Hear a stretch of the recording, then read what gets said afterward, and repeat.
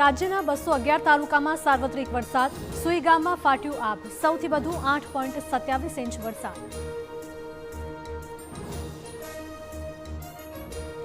વાસણા બેરેજના 27 દરવાજા ખોલી 93,000 ક્યુસેક પાણી છોડાયું. સાબરમતીના જળસ્તરમાં વધારો થતા લોકો માટે રિવરફ્રન્ટ બંધ કરાયું.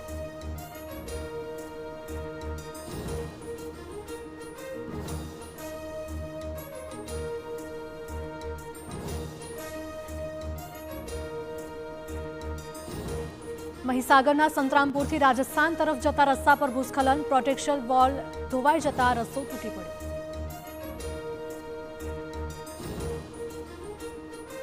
આગામી 3 દિવસ અત્યંત ભારે વરસાદની આગાહી. આજે કચ્છ અને ઉત્તર ગુજરાતમાં અત્યંત ભારે વરસાદ સાથે રેડ એલર્ટ.